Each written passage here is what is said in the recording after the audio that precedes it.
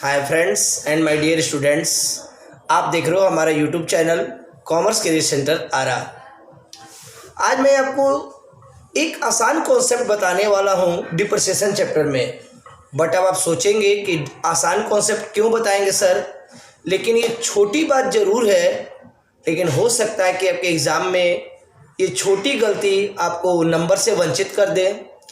जब आप कोई मशीन या कोई भी संपत्ति खरीदते हैं तो उसमें जो खर्च करते हैं, जैसे ओवरवैलिंग, कैरेज, फ्राइट, जो भी आप खर्चे करते हैं वो परचेज में जोड़ देते हैं। जैसे फॉर एग्जांपल मान लिया जाए कि मैंने कोई मशीन ख़रीदा और उसको लाने का खर्चा लगा 5,000 रुपया।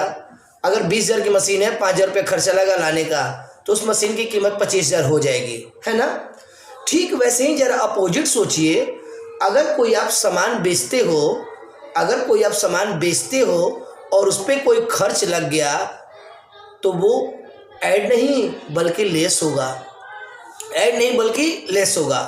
मान लिया जाए कि आपकी कोई पुरानी स्कूटी है। अगर कोई कहता है कि मैं इसे 25,000 में बेचवा दूंगा, मैं सेल करवा दूंगा 25,000 में, और इसके बदले में मैं लूँगा तुमसे 1,000 रुपये इसका कमीशन या दलाली या ब्रोकरेज। तो कोई स्कूटी बेचने के लिए बोला कि मैं तुम्हारी स्कूटी सेल करवा दूंगा, लेकिन मेरे को 1,000 रुपये दोगे तब तुम्हारी स्कूटी 25,000 में बेचवा दूंगा। तो अब ये बताइए कि अगर वो मेरी स्कूटी 25,000 में बेचवा देता है, सेल करवा देता है, तो मेरे को 25,000 नहीं मिलेंगे सर। 25,000 में 1,000 तो वो ले जाएगा कमीशन के रूप में, तो हमारी सेल कितने कहलाएगी? 24,000।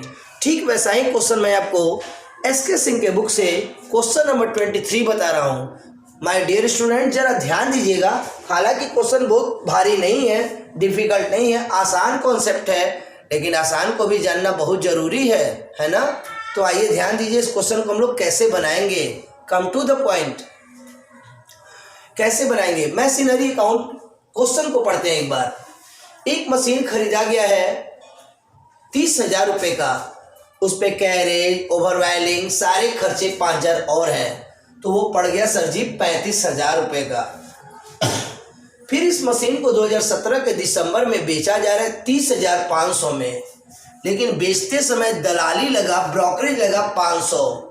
तो 30,500 के लिए 500 तो दलाली लग गया सर, यानी कि इसको बेचने से कितना सेल माना जाएगा? ये सेल माना जाएगा 30,000।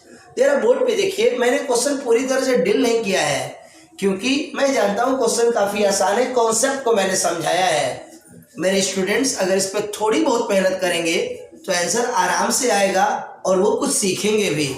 इसीलिए उनके सीखने के लिए मैंने इस क्वेश्चन को पूरी तरह से डील नहीं किया है, क्योंकि क्वेश्चन काफ़ी आसान है।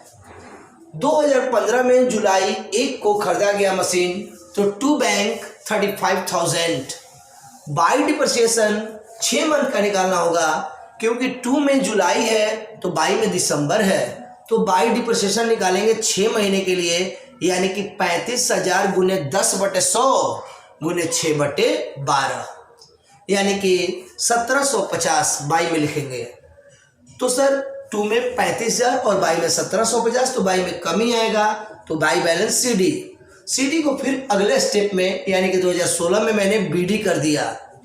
फिर जो बीडी आएगा उस बीडी का फिर सिंपल 10% बाई डिप्रिसिएशन, फिर सेकंड स्टेप का भी सीडी निकालेंगे। सेकंड स्टेप के बाद हम लोग थर्ड स्टेप में आएंगे, तो वही हो जाएगा 2 बैलेंस बीडी, यानी कि पहला डिप्रिसिएशन निकालना है 35,000 पे, और उसके बाद जितने भी डिप्रिसिएशन निकालने हैं वो सब बीडी वैल्यू पर निकालना है, बीडी वैल्यू पर ही निकालना है। बाई बैंक के नाम से दिसंबर में इस मशीन को बेच दिया गया। हाँ, बेचते समय भी तो डिप्रिसिएशन चाहिए ना सर, क्योंकि आपने जनवरी में इसको यूज किया और दिसंबर में बेच रहे हैं, तो बाई डिप्रिसिएशन तो फिर होगा, तो फिर हो जाएगा बाई डिप्रिसिएशन अकाउंट। कितना सर? जितना बीडी आया होगा उसका सिंपल 10%। ठीक है, तो जब आप इसको जोड़ते हैं दोनों तरफ, तो 2 में कमी आएगा, तो 2 में कमी आएगा तो 2 P&L, यानी कि 2 प्रॉफिट। एक क्वेश्चन है कि सर इस क्वेश्चन में हर क्वेश्चन की तरह बाई बैलेंस सीडी क्यों नहीं हुआ? पॉइंट टू बी नोटेड, इस क्वेश्चन में हर क्वेश्चन की तरह बाई बैलेंस सीडी क्यों नहीं हुआ? जब मशीन एक ही था और वो बिक गया तो हमारे हाथ में तो क्या बचेगा सर? तो हमारे हाथ में तो दो ही चीज बचेगा, या तो प्रॉफिट या तो लॉस। जब मशीन एक हो और उसे अगर आप बेच दोगे तो आपके हाथ में कोई मशीन नहीं रहेगा, आपके हाथ में प्रॉफिट या लॉस। तो 2 में कमी आ रहा है तो प्रॉफिट है ना, और बाई में कमी है तो लॉस। जब आप जोड़ोगे तो बैलेंसिंग गिरेगा तो 2 वाला प्रॉफिट कहलाएगा। माय डियर स्टूडेंट्स, ये क्वेश्चन बहुत ही आसान है क्योंकि इसमें जो ईयर का प्लानिंग है वो है आपका जनवरी टू दिसंबर यानी कैलेंडर ईयर है। तो क्वेश्चन आसानी से आप बनाओगे। और एक नई कॉन्सेप्ट आपने सीख लिया कि परचेज के साथ खर्च को जोड़ा जाता है तो सेल्स के साथ खर्च को घटाया जाता है। कितने स्टूडेंट्स का ऐसा कॉन्सेप्ट होता है कि चलो परचेज के साथ मैंने खर्चे को ऐड किया तो सेल के साथ भी जोड़ देते हैं? नो, नेवर, ये आपका गलत हो जाएगा।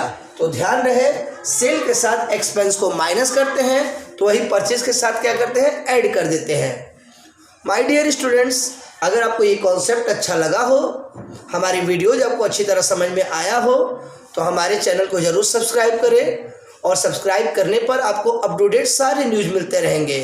और इस तरीके से आप कॉमर्स के किसी भी क्वेश्चन, किसी भी क्लास के लिए, किसी भी कोर्स के लिए आराम से हमें कमेंट करें, हमारे वीडियोज के बारे में बताएं, या आपको इसके अलावा क्या रिक्वायरमेंट है आप हमें सजेस्ट करें। तो आज यह इस पुराने साल की लास्ट वीडियो, और आप लोगों को 9 वर्ष की हार्दिक शुभकामनाएं अग्रिम। और फिर हम लोग मिलेंगे नए साल में, तब तक के लिए एडवांस में हैप्पी न्यू ईयर।